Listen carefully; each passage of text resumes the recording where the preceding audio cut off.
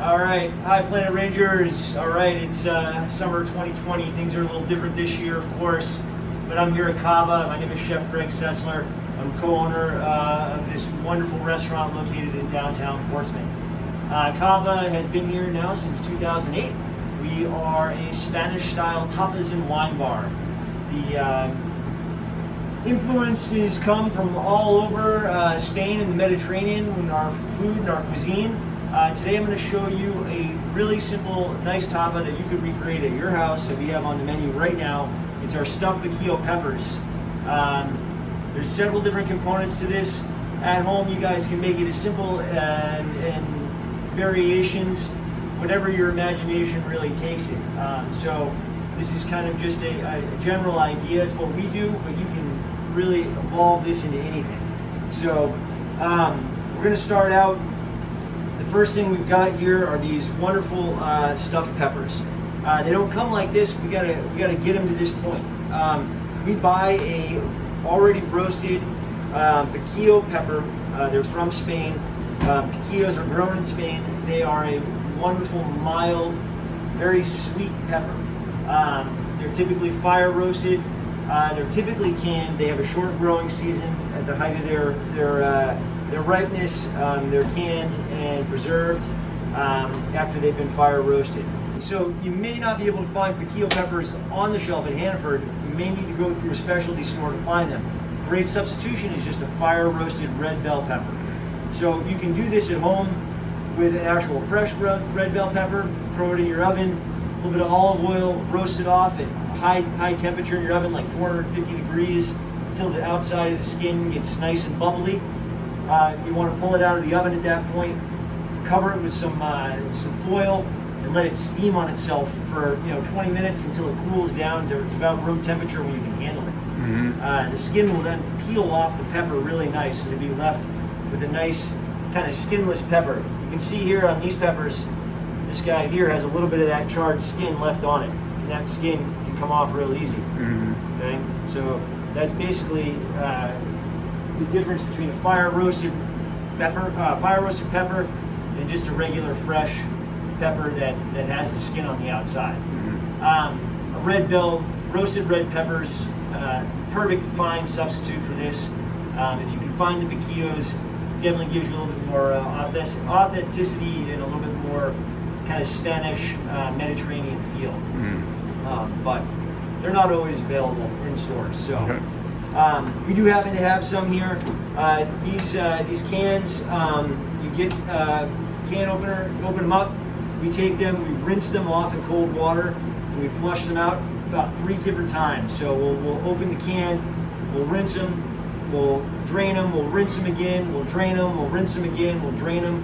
We'll get all the juice that's in these cans off of them. We'll clean them up really well, and then we'll lay them out flat to dry. And there's a lot of liquid and a lot of moisture on them. We dry them out as best we can on towels, on trays, and once they're nice and dry, we basically have a nice vessel to put some stuffing in. Inside the pepper, we stuff the peppers with a special cheese. It's called Mythic Crema, and it's a Spanish-style sheep's milk cheese. It's very much like goat cheese that we would see here in the stores. Has a little less tang than the goat cheese does, but it's a wonderful thing. Goat cheese is a great substitution for this. You can't find the Mythic Crema, which again is kind of a Spanish specialty ingredient. So to build that stuffing, you can really do a million different variations on that stuffing. You could roast other vegetables, squashes and zucchinis, and mix it with goat cheese and stuff it inside the pepper. You could use crab or lobster and stuff it inside the pepper. Mm-hmm. You could use artichokes, or you could use chorizo, or you could use ground beef after it's been sauteed and cooked, and put it inside of the peppers mixed with different cheeses. And you don't have to use goat cheese or the Mythic Crema cheese either. You could use cheddar cheese or Monterey Jack or something like that. It's not limited to just this one style of cheese. The idea is more it's a stuffed pepper with cheese and meat, or cheese and vegetables. Cool. Here with ours, we just do simple caramelized onions, the mint de crema, and a little bit of spice. Keep it quite simple, which is really key to Spanish cuisine. Over or underneath the peppers, we're going to add what we call a sofrito sauce. The sofrito sauce is made up of onions and tomatoes. It's basically it's kind of like a thick tomato kind of gravy, if you will. You know, it's like a really nice tomato onion sauce. It's equal parts of onion and tomato. So 1 pound of onion to 1 pound of tomato, and the onions are caramelized down and cooked for about an hour or so, and then we add the tomatoes in and garlic and some spices, a bunch of paprika and salt and some other seasonings.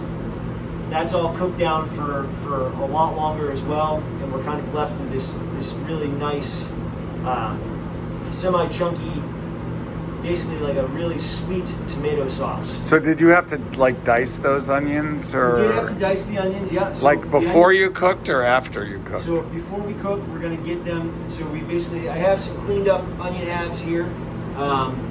Basically, the cut on the onion that I do is pretty simple. I cut the onion down in half here, and I just do kind of a small half julienne on the onion.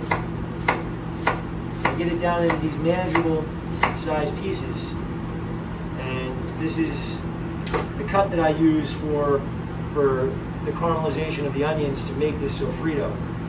Once I get all the onions cooking and caramelized, the tomatoes cooked after about the hour and a half, 2 hours of cooking, I then take a hand blender and I blend the entire sauce together. Okay. There's a lot of garlic, a lot of olive oil in there as well. It makes a really nice, rich base.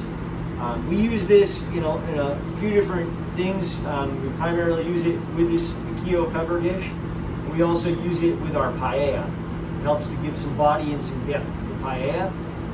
Sofrito is very versatile. It's kind of it's a sauce that can be added to lots of different things. We make several other sauces in the kitchen throughout the year, and this becomes kind of the base of the sauce. It also can be a great base for a full-on dish like the piquillo peppers itself here. Okay. So to build this, we have the tomato and the onion, a bunch of garlic. Again, we just cook it down for a couple hours after slicing everything and caramelizing. You're left with this wonderful sauce. It goes down in the bottom of this clay dish called a cazuela. And we don't need to fill it all the way up. We just put a nice base here, and then our peppers are going to go right in the center of the dish. We'll do 4 here for this one. You don't want to overcrowd these. Leave a little bit of room. Give them some space. I'm going to this is a seasoned breadcrumb. We use all of our leftover bread. We grind it all. We season it with a few different spices, garlic powder and onion powder, granulated garlic and paprika, and olive oil. And we use this to top a lot of different things. It adds a great texture and crunch and a lot of flavor to finish. So we're going to top our peppers with that crumb, and we're just going to finish it with a little bit of olive oil here. This is going to go into 400 degree oven for about 15 minutes. If you have a convection oven, you may not need to go quite 15. 10 to 12 minutes will probably be fine. Pop that in, and when we're ready, coming out. So you can see here, one that's come out. It's got kind of a nice caramelization around the outside where the sauce is really starting to brown. And that gets a little crispy, gets a little extra sugar, a little sweetness. The breadcrumbs have toasted, the peppers have gotten a little caramelized. It's all really, really happy.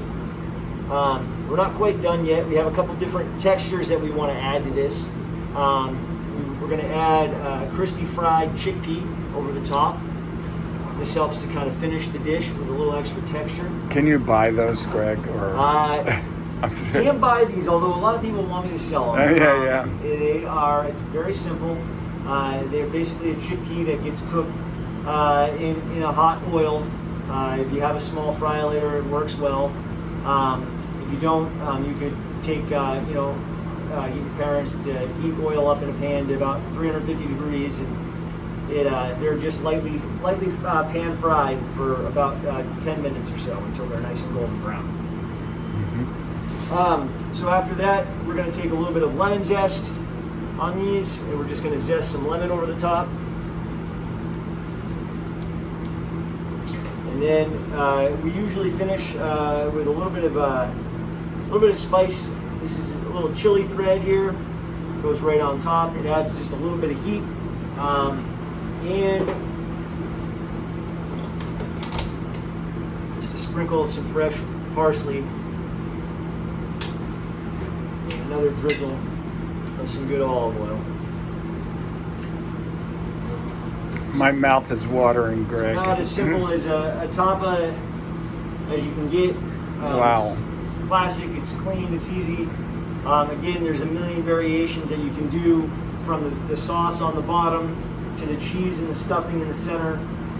Try it with meat, cheeses, different vegetables, different meats, chicken to crab to whatever you like, with whatever cheese you like. Well, it's so colorful and beautiful the way it sits there with the red and the green, and just watch the dish and be careful that it's going to be really hot coming out of the oven.